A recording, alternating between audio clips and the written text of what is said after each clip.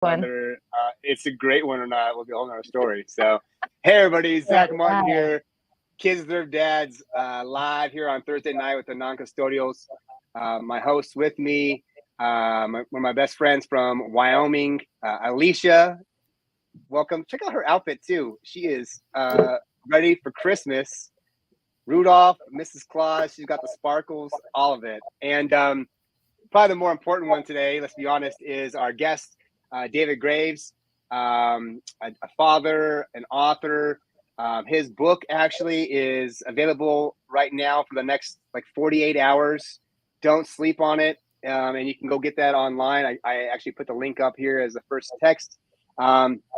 David's gone through family court, had a lot of experiences after having kids, and he's going to tell a story today about his motivation and what he's doing now. And I'm looking forward to hearing it. So, David, welcome. Thank you. Thank you both. Hi, Zac. Hi, Alicia. That was a wonderful introduction.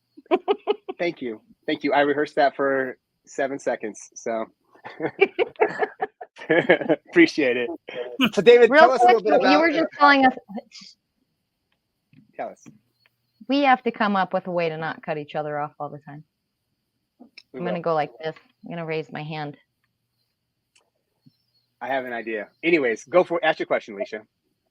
He was just telling us a funny story. And so I just thought we could start there. It was a Philly story. So. About the Philadelphia Eagles? Story. Yep. Yeah.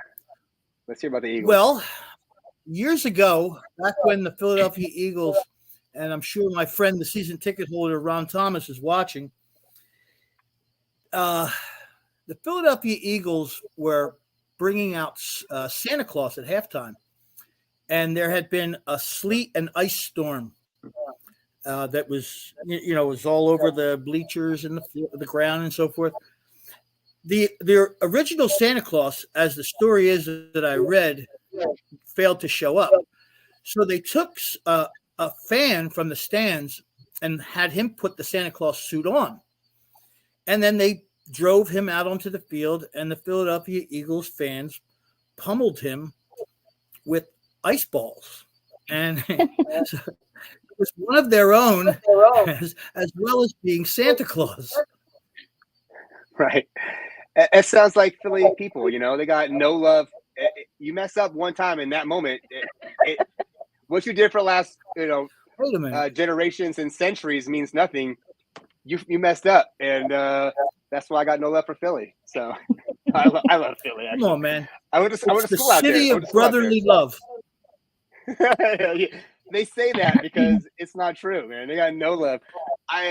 We'll share some Philly stories one day because I went to college out there, played baseball. Trenton, New Jersey, actually, is where I was living at. And man, people in Philly are they're a wild bunch, man. Trenton, New Jersey.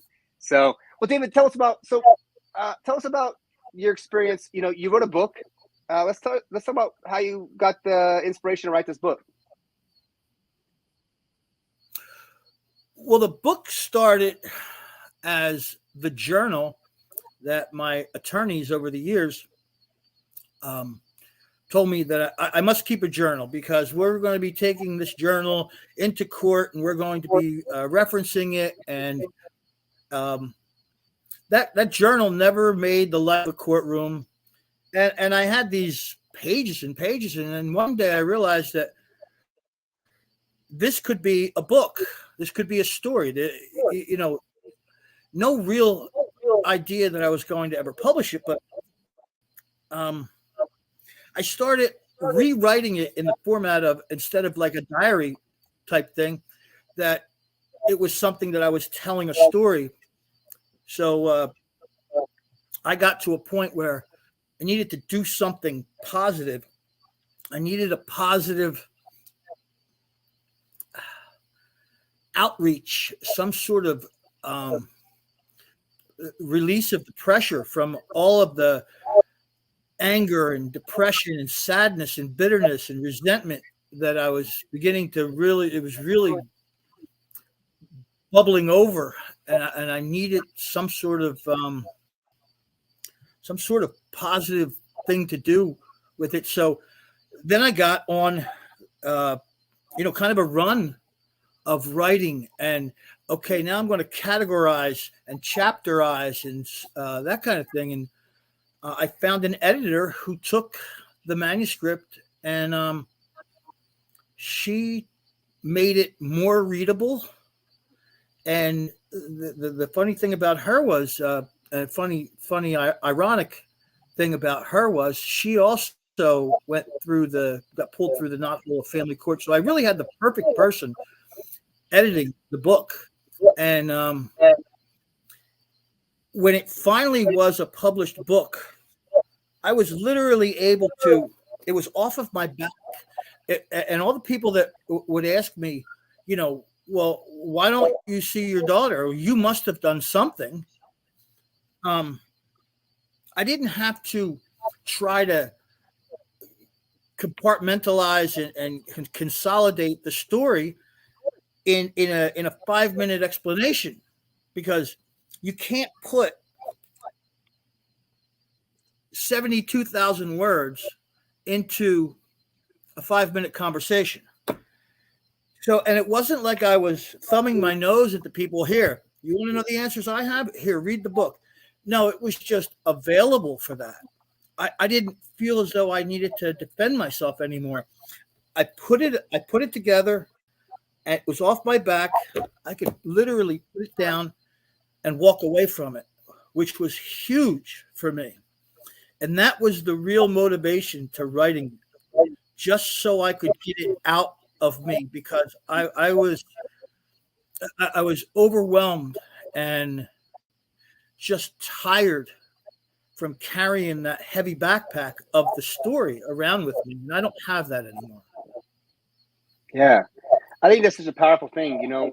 We talked on the phone earlier and stuff about this, but that, the pain and the difficulty you're facing, right? And you talked about now having a new purpose and a new energy because of what you were writing, right? Tell us about that pain. I mean, let's hear a little bit about the story, the backstory before you wrote the book, and what got you that motivation to do it.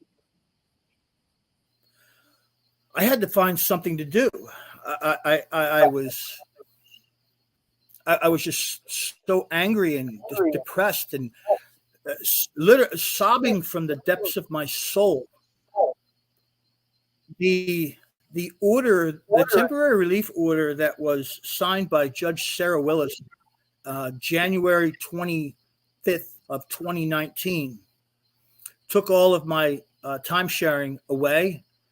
And it was that date in 2019 that, I didn't want to, I never had the idea to take my own life, but a purpose for living kind of went away, and I didn't care about my health or whether or not bills were paid or not go to work.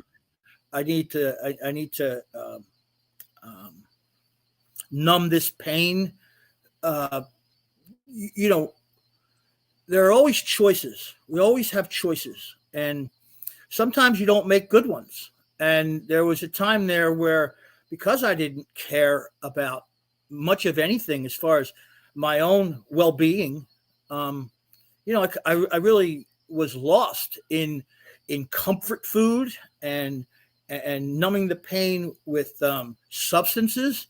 These are all, I went through this, and then it wasn't until I decided to get the story out that I finally found a positive way of doing it. And it was really helpful for me. And I know the feedback that I've gotten from the book, I would have never expected some of the feedback that I've gotten from people who have read it, that's shared with me that they don't feel so alone going through something similar. I mean, all of our circumstances aren't the same. We all have our unique road that we've taken, but we all seem to get to the same finish line. And people read this book and, wow, thank you, because I felt like I was all alone in this. And I felt like I was all alone in this. I knew there were people out there that had to be going through something similar, but mine has to be the worst. And then I started meeting people. My first Christmas without my daughter, which would have been December of 2019. This is a great story. I love telling this story. You guys know Brian Lee, right? Yeah, love Brian. Brian Lee. Brian Lee. Yep. I was home. It was Christmas Day, and my laptop was on in what used to be my daughter's bedroom. And after those 12 months, it became of her not coming over any longer from that order in January. I made it into an office, and that's where I was writing. And I don't know how. And this is the craziest thing. I heard something playing on my laptop. And I walked in, and it was this Christmas marathon. And I sat there, and I said, oh, my gosh, this is just what I needed, because it was Christmas Day. I didn't have my daughter, didn't put the tree up, there was no point. I wasn't going to torture myself any more than I already was. And I sat down, and I was glued to the computer, and it was one guest after another, and then the host, Brian Lee. And oh my God, this is so great. My internet went out. So I got my cell phone, and I used a hotspot. I can't miss this program. Then I used up all my data on my cell phone. And I called my provider, and I told the woman on the phone what I was doing, what was happening. And she said, Merry Christmas, sir. We just gave you another 5 Gs of data. Enjoy the rest of your Christmas. And that's how I watched the first Christmas marathon that I saw with Brian Lee hosting. I mean, it really was a great turnaround to the day. And ever since then, I haven't missed a Christmas marathon, and I've appeared on all of them since then. And I'm looking forward to see Brian's moving around a little bit right now. He's no longer in one state. He's moving to another. He's kind of spinning some plates, and he's enjoying his children too. I see, because we're friends on Facebook. Yeah. But yep. What I took from that day, and him having that marathon on there. The next year I was on there, he was dressed in a blue Santa Claus suit. He's a character. I really, really like. He's actually in the. Brian's on right now. What's up, Brian? You can say hi to Brian right now. You can acknowledge Brian right here because he's hanging out. So Brian's on here. He said, "What's up?" Evening, actually. Can I read this? It's real short. Read it. Yeah, why not? Yeah. We had first. I would like to thank my mother who taught me the value. Go for it. First, I would like to thank my mother who taught me the value of family. Her tireless efforts made me realize the importance of family above all. My friends, Ronnie, Karen, Lou, and Nikki, for standing by me through the darkest of times, as I don't think I would have made it to this point without you. Thank you, Brian Lee, for showing me that there are groups of people fighting the same cause and that I was never fighting alone. Thank you, Dr. Michael Rathjens, for giving me the tools to withstand a judgmental society. Thank you to my editor, Veronica Tuggle, whose support and expertise included telling me that this is a story that needs to be told. The many persons who have, are, and will battle the family court system that erases them in the sole interest of monetary gain. To Katie, none of this ever was, is, or will ever be your fault. And my daughter's name in the book is Katie. I changed my last name as a pen name to protect her identity. I changed all of the names of her family members, her mother, her grandparents, how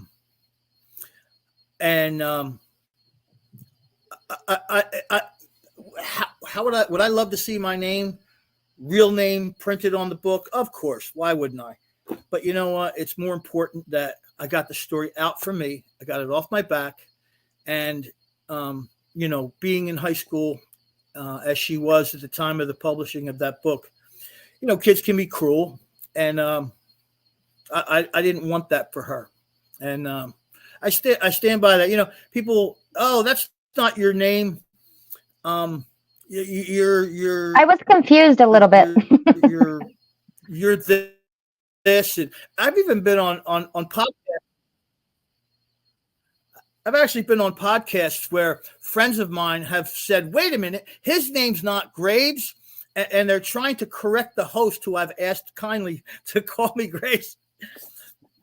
There's Brian Lee. It's an absolute pleasure and help you, man.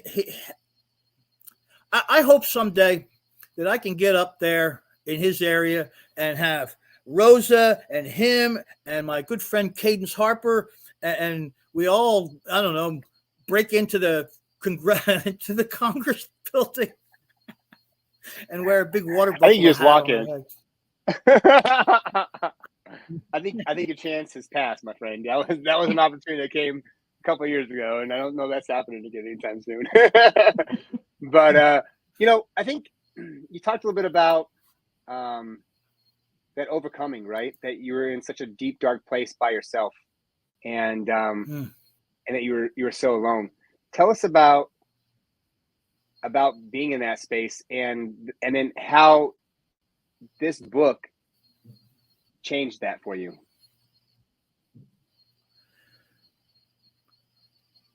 Sobbing from the depths of one's soul daily really is exhausting.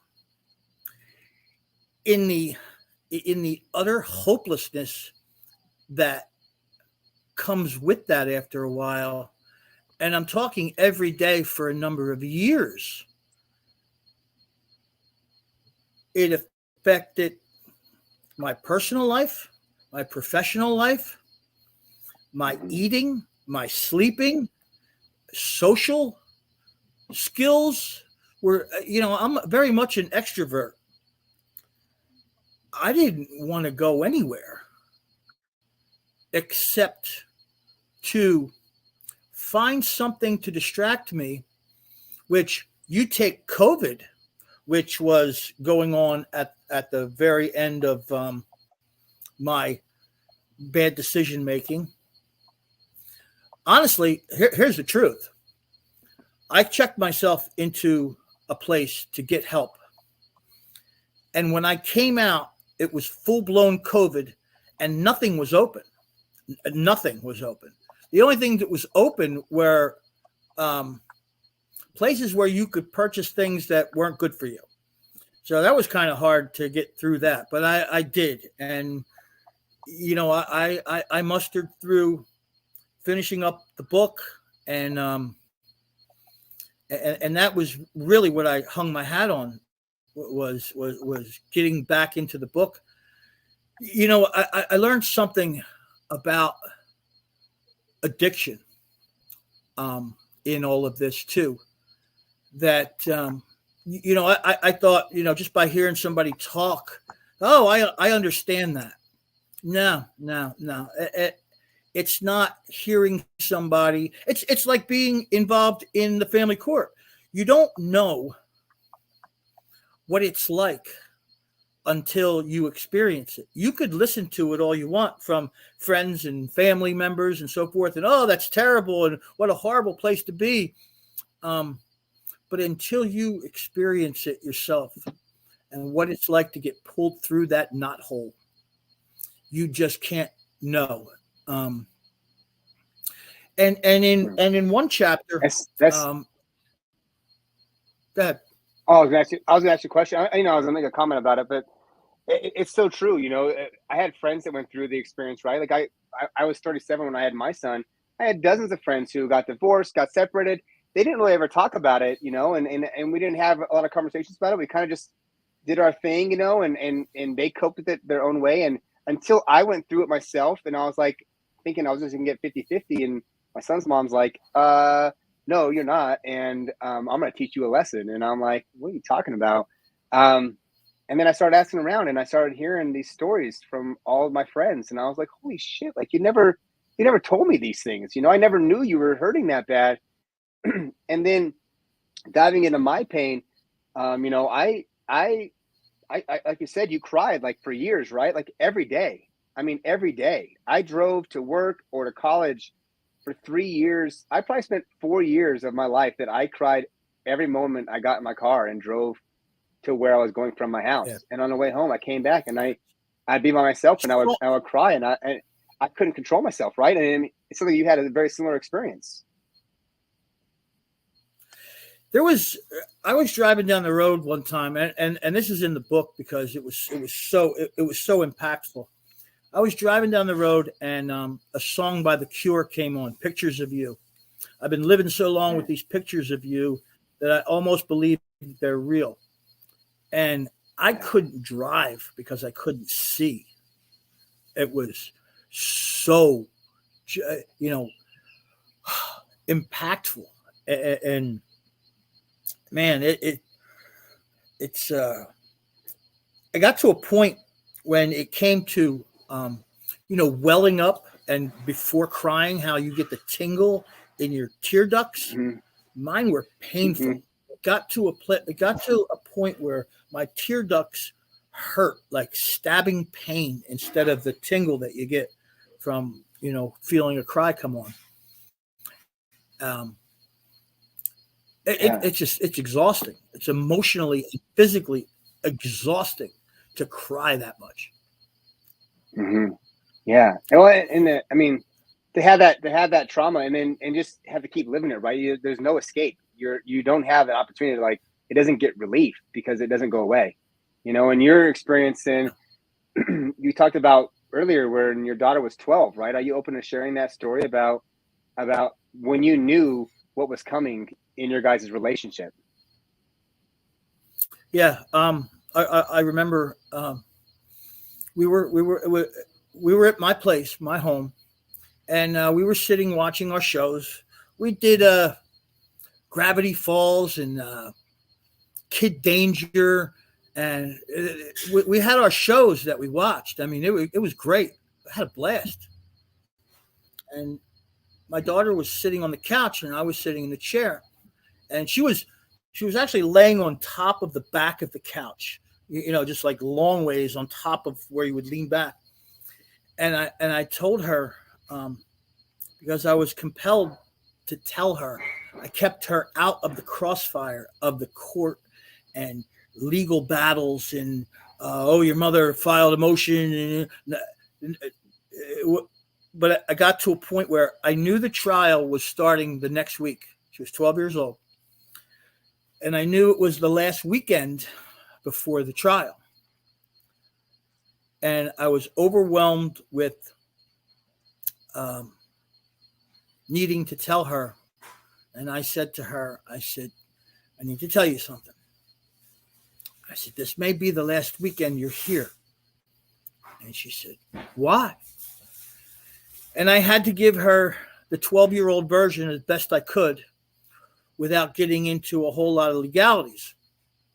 I said, we're arguing over you coming here, and it could go either way. And I just want to let you know that I'm fighting for you to continue to come here. And I'm fighting for your right to spend time with me and me with you. And I don't know how this is going to go. And she said, no. And I said, everything's going to be okay. And I wrote her out of it. And, we moved on. But it was important for me to let her know that some big change could be coming. And as it turned out, that's exactly what happened. And that was the last weekend that she was at my home.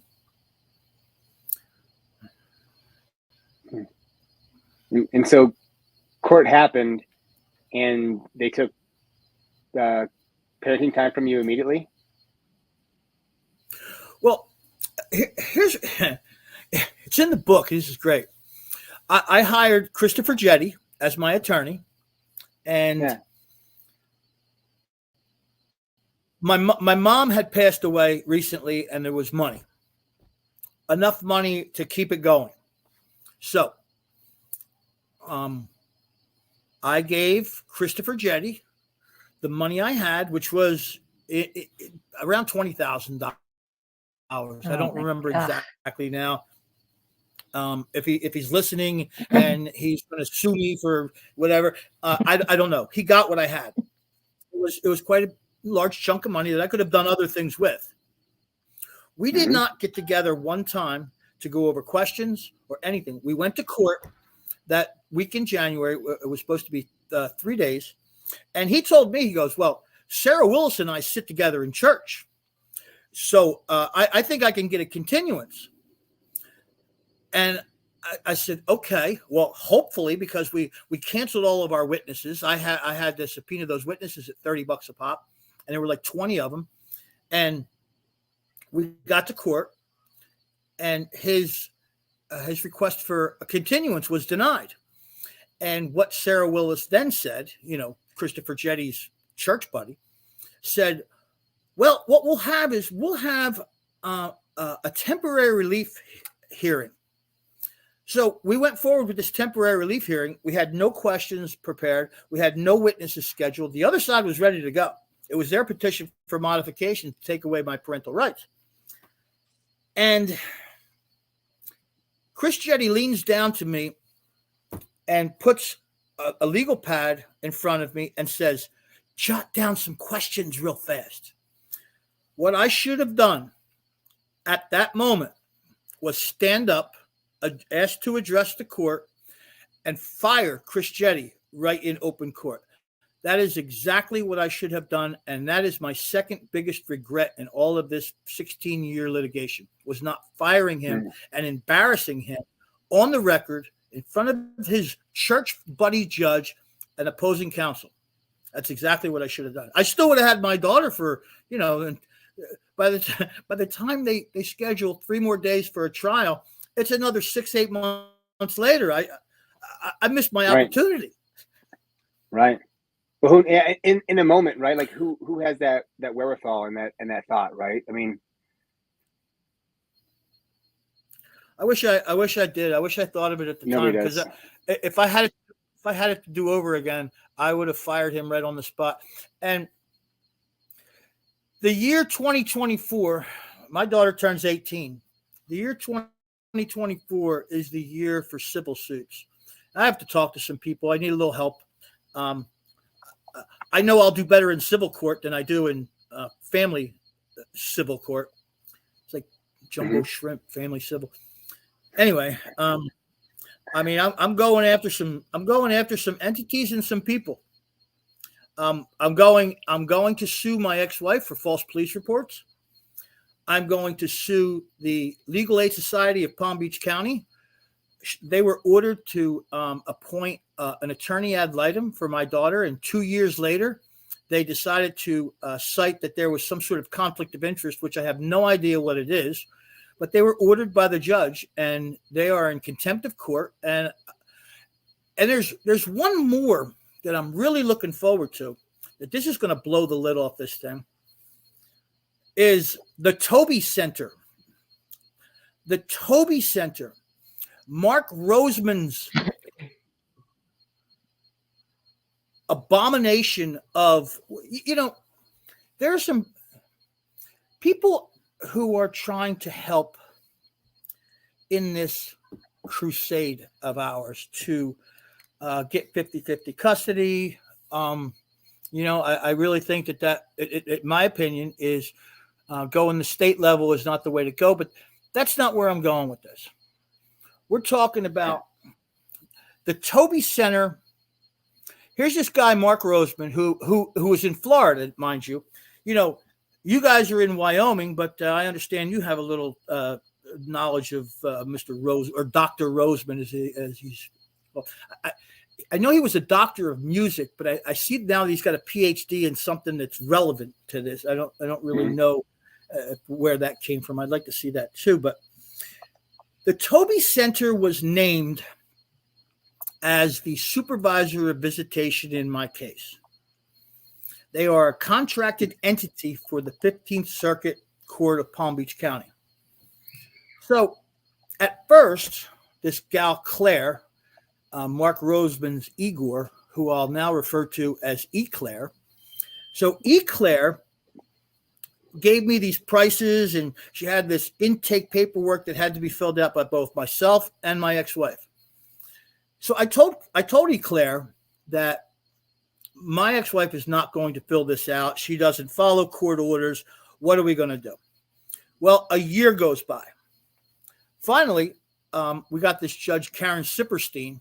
That's another story in itself, but Judge Sipperstein wanted to know the status of the Toby Center, and everybody was going to have this paperwork done or else.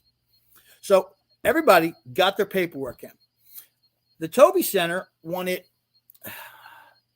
$95 times 2, which is all being paid by me, my intake and my ex-wife's intake money. And fast forward to the last hearing we had, which I had a court reporter there because you get a lot different results in court and attitudes when you have a court reporter sitting there. So Judge Sipperstein asked me, what's up with the Toby Center? I said, well, the Toby Center is charging me so much money, and because you unilaterally changed it to reunification time sharing, that now it's a whole nother level of cost. And Judge Sipperstein says, well, let's call Claire now. Anybody have her number? My ex-wife, I got her number. So the judge calls Eclair from the bench and has her on speaker. Eclair says, yeah, this is great.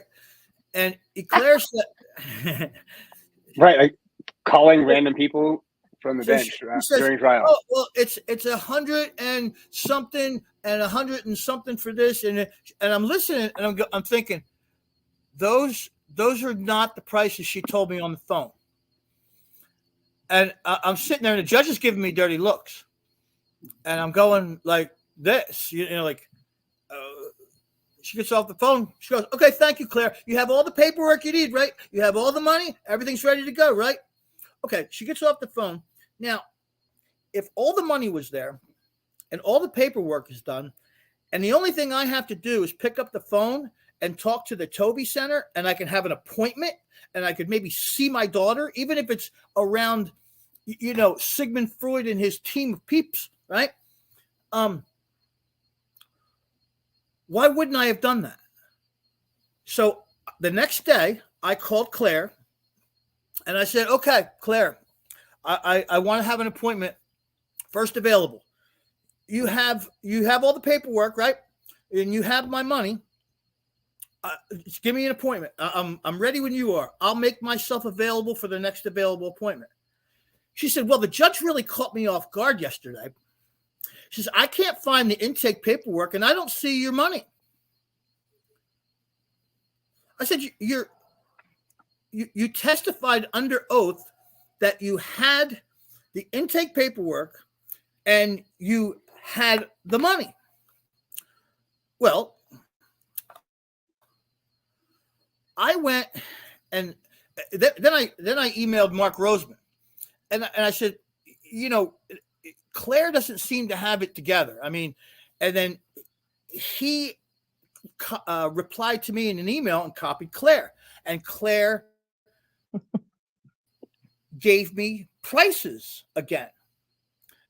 Now, whatever the prices were in the email that she sent me, and I don't even remember what they said, but it's a moot point. She testified under oath in court to the judge that these were the prices. I don't care if she said they were a nickel.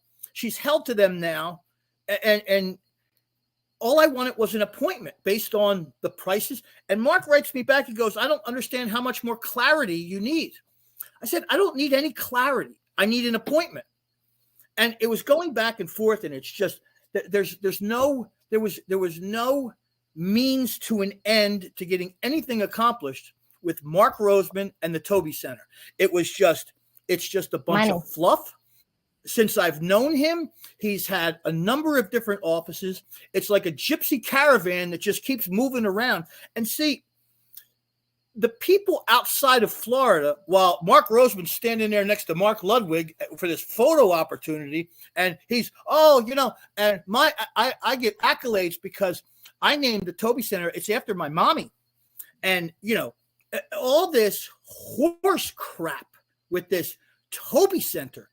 He is part of the problem because he is not helping anyone. And when I told Claire on the phone, because I called her, I said, I am going to see to it that the Toby Center is no longer a contracted entity in the 15th Circuit Court of Florida.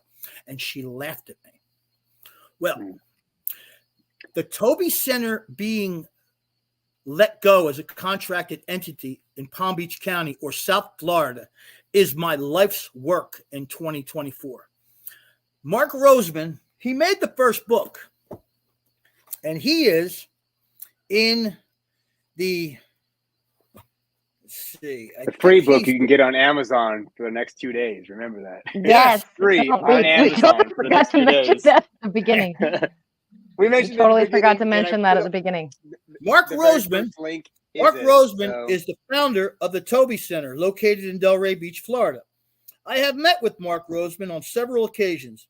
The interactions that I have had with Mark do not ever gel into any kind of plan that would be capable of executing anything of substance that could make a difference in real lives. While the Toby Center website offers a multitude of services, support, equal shared parenting, and refers to parental alienation, its support comes at a monetary cost, which shows it's simply another cog in the wheel of the revenue-generating system known as family court. That's my short. Amen.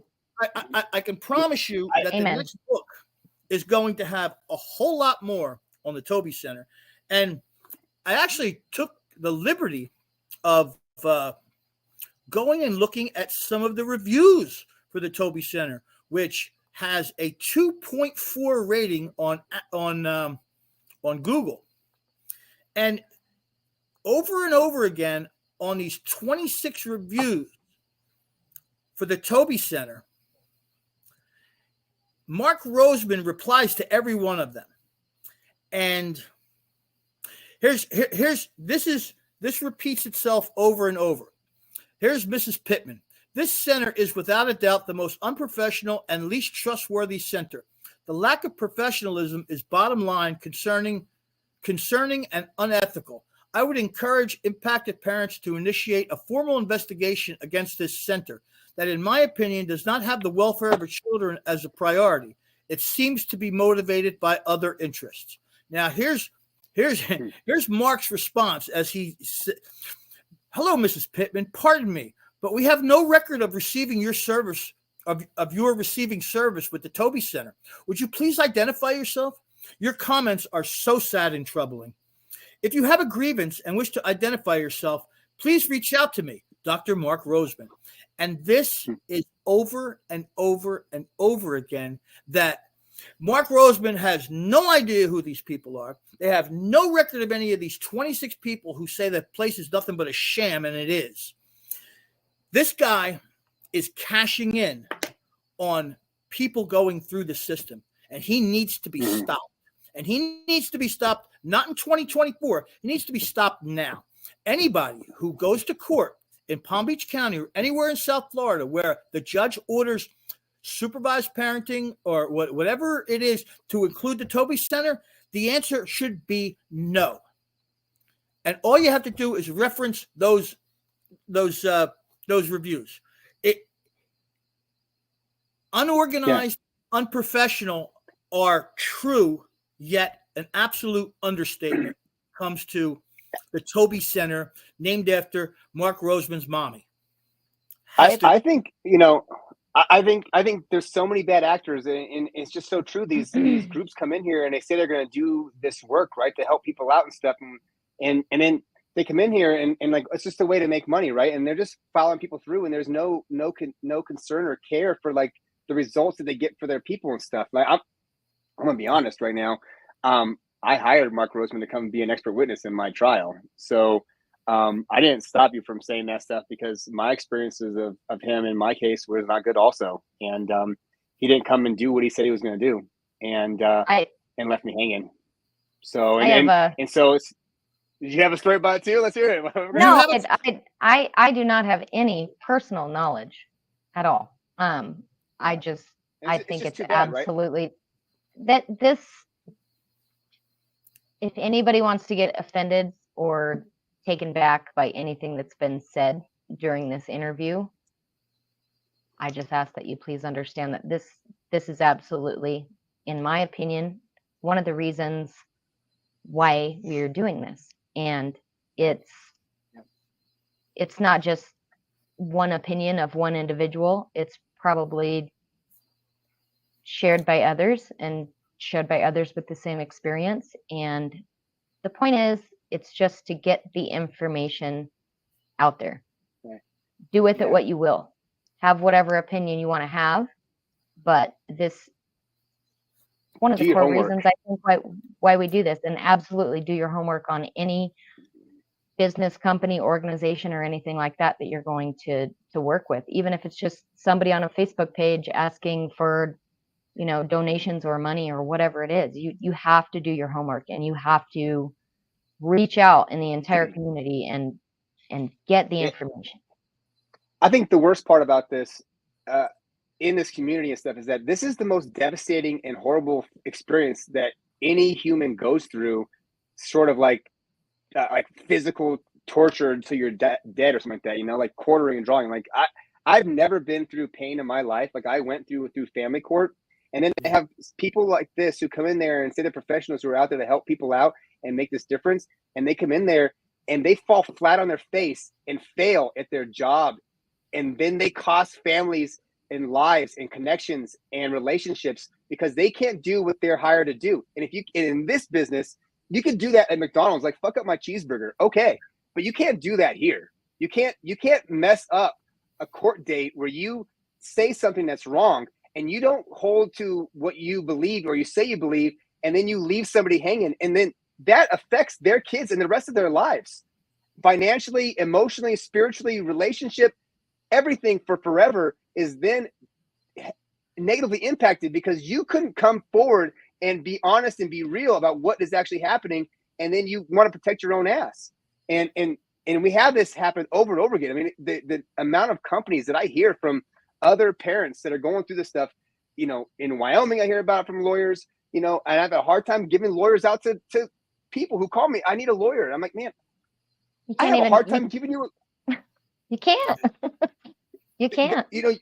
You're a dad, so pretty much they're just going to take your cash and then they're going to file the forms on the very last day at the least amount of work that they can possibly get themselves into. And then, well, didn't win this one, but maybe I'll have a woman next time who files first and I can win. So, because that's what I need.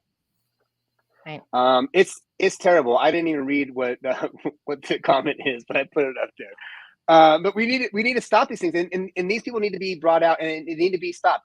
We need to have the people who really genuinely care. We need to have them in this field. And what's happening is that people aren't really caring. They aren't in here for the best interest of the child. They're in here to make some cash. They're in here to keep their pockets going. Supervised visit is a racket. It is a racket. It's a revenue-generating machine. Exactly. It generates revenue for everybody involved. And there's another guy. I never had any interactions with him, but if you're on Facebook, you see him. Ryan Thomas. Anybody see this Ryan Thomas guy? He is an adult child of parental alienation. Well, he found his dad. They reconnected. He's got this newsboy hat, and he's got this persona. And he first came on, and it was like, wow. Oh man, here's a guy. Yeah, he's talking about how my alienated child will come back to me someday, and it's given. And then all of a sudden, he comes up with this plan as to how you can help, how you too can help bring your alienated child back to you. And for 4 easy payments of whatever, I will send you this plan. And I'm going, man, you really lost me here. How dare you? Now, people could say, yo, dude, you wrote a book. You're selling it. I I knew I'd sell 6 of them because I have 6 friends. I didn't know that this book has sold in Australia, the UK, India, France, Canada, and the United States. I'm absolutely flabbergasted. I can't believe it. Now, I don't make that much off of a paperback book. I think I make $4, just under $4. Editing with Veronica was $6,000. You know how many times I got to times $4 to make $6,000? I think like 100 or something. A lot. I would say if my son would say 100. My son would say 100 too. It's never going to. I can tell you that all the proceeds to this book are going to go to you. But by the time the proceeds come around, we're giving away free books. You know how much revenue that generates for me? 0. But that's not the point. Let's see how many books. What's that? It's getting it out there, right? The point is, getting it out there. There's people within our community that take advantage of others, and it's wrong. Yeah. And we all need to communicate about these people. And we're adults. We can make our decisions by ourselves. If you want to work with somebody, if you don't, either way. But there's absolutely nothing wrong with sharing your experience. That's all I did with anybody that you've ever worked with. That's all I did was. I wasn't even really sharing it. I was actually just getting it off my back, and it ended up turning into something that I felt like I was giving back after taking from the whole Brian Lee scenario and the Christmas marathon. I didn't set out to feel that way, but it started to feel that way. Like I actually gave something back. I can't cash in on that. And the funny thing is, my ex-wife's attorney, he subpoenaed Amazon and Barnes and Noble and this publishing company in Oregon who uses the name of the publishing company is Whirlwind Publishing.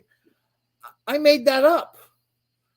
I for $125 I started my own publishing company, and this guy's looking across the nation for Whirlwind Publishing, and he finds his husband and wife operation in Oregon.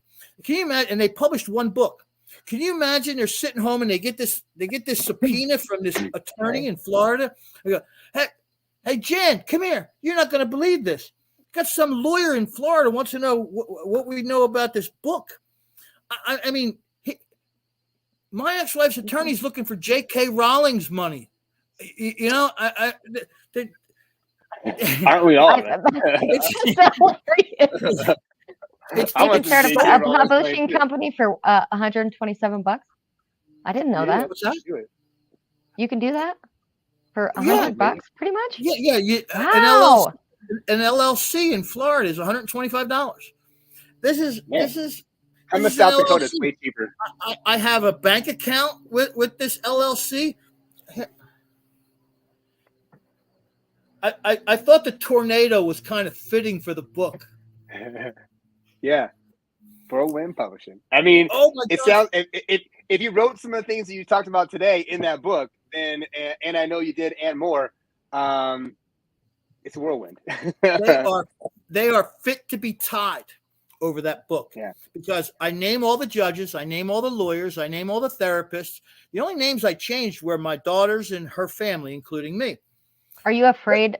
Were you ever afraid of like a defamation lawsuit or anything I called 2 attorneys.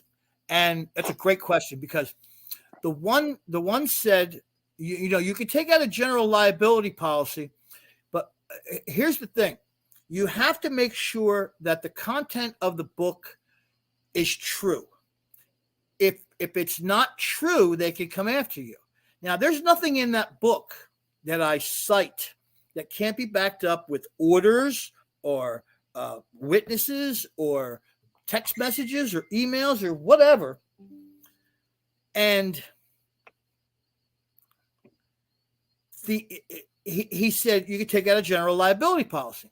And then I talked to another attorney because I wanted to get two opinions. The guy says, "Do you own your own home?"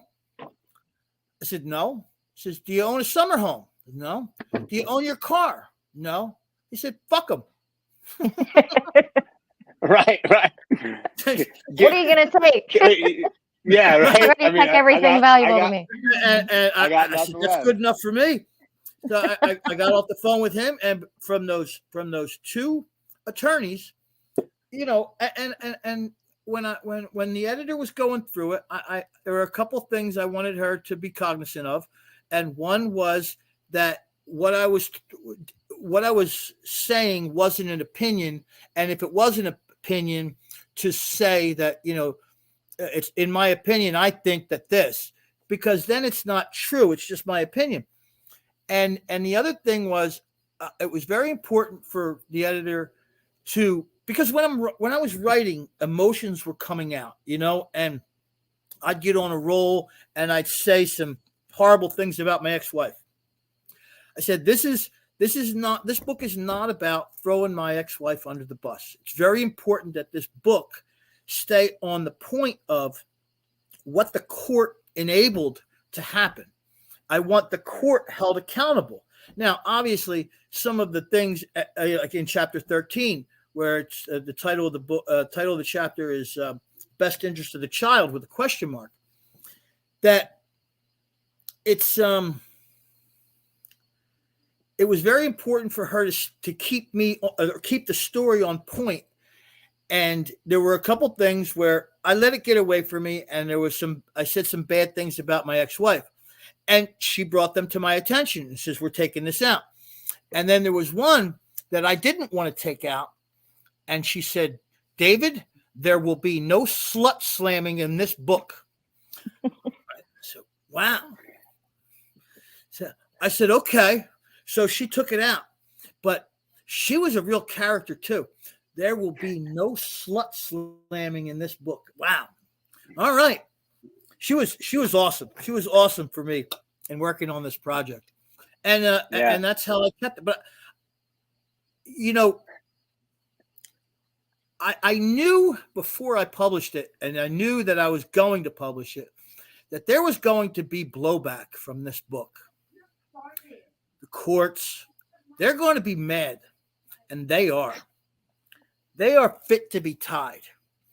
This Judge Karen Sipperstein, she walks in. See, I put a copy of it in all their mailboxes at the courthouse.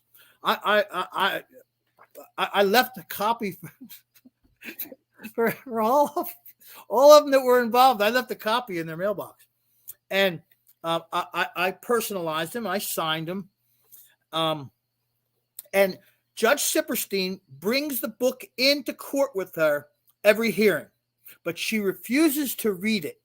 She said she's not reading the book. And I said, "Why?" She says, "I'll read it when after your daughter turns 18. Well, a lot of good it's going to do then. But she brings the book in. And I said, "Well, why do you bring the book into court every time?" She says, "Oh, it's just because it's in your paperwork." That's not why she brings it in. She brings it in. She thinks she's needling me. She's not needling me. I'll tell you who she's needling. Herself. My ex-wife. Well, that's you. Good grief. Well, I'm going to tell you how much my ex-wife hates this book. When the book came out, I let a couple people know about it, and I made it a controlled blast within the community. I told certain people certain things, because if it leaked, I would know where the leak was. Nothing that was untrue, just different components of the same story. And when and if it got back to me, I knew exactly where it came from, and it worked. I knew exactly where the story came from. It came from the soccer team manager, Anne. I knew exactly where it came from. So this one mother, soccer mom, she was asking me questions about the book. And I said, "Well, I have a copy in my car. Do you want a copy?" And she said, "Yeah." So she followed me to her car, to my car, and I went and got the book, and I took the pen out. Out of nowhere, okay, and I mean out of nowhere, my ex-wife came running, grabbed the book out of her hand, and kept running. And as she's running, she's skipping sideways and yelling at me, going, "You stay away from me! You stay away from me!"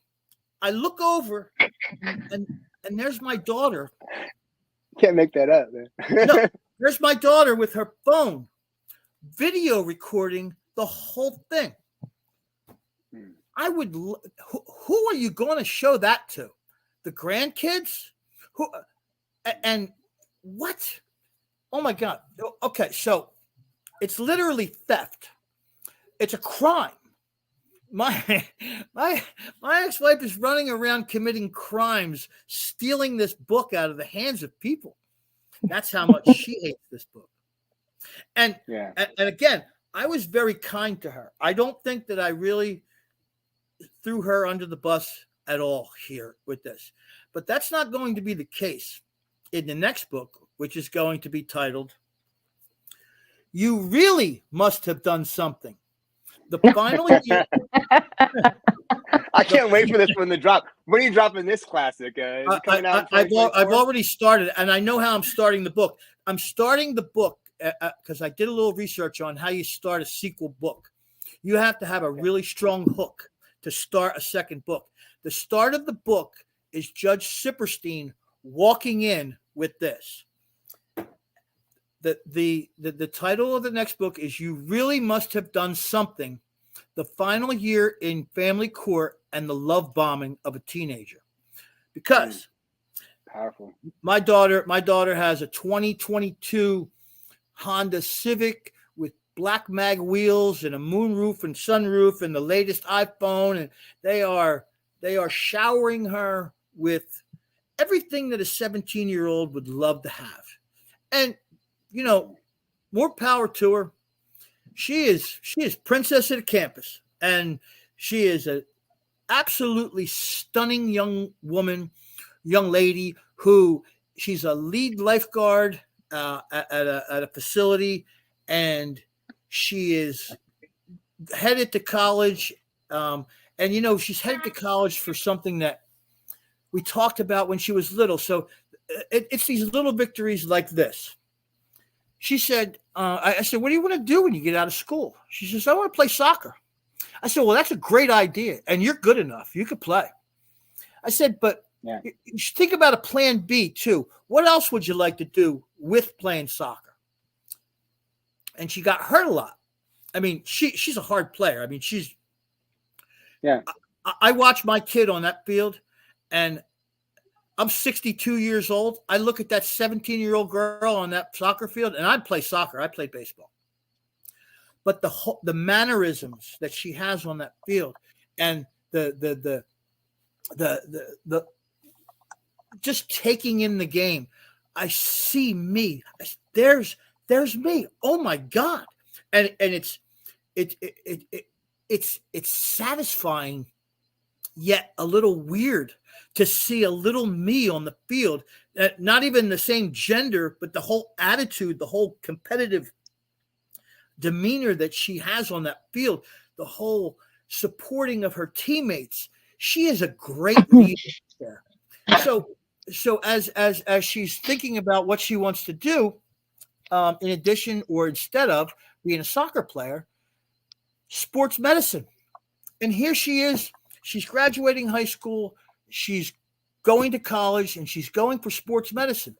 The small victory here is that conversation that she and I had that was unmistakably the reason, or one of the reasons why she's pursuing this potential career in sports medicine. I'm elated. I don't need the credit. It's all here.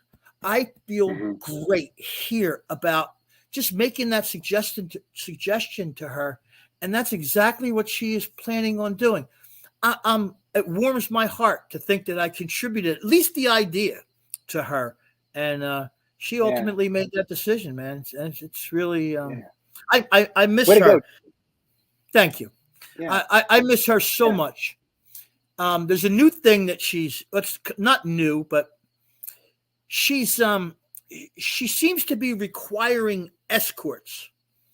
Like one day at halftime during one of her games, she asked one of her teammates to walk down